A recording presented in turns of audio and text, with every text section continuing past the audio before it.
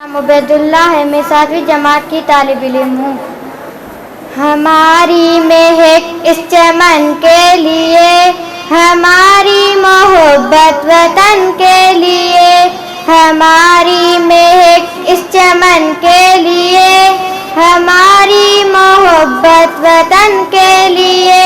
مسرت کے چشمے ابلتے رہیں، ترقی کے راستے پہ چلتے رہیں، نئی روشنی کی کرن کے لیے، ہماری محبت وطن کے لیے، ہماری محبت وطن کے لیے،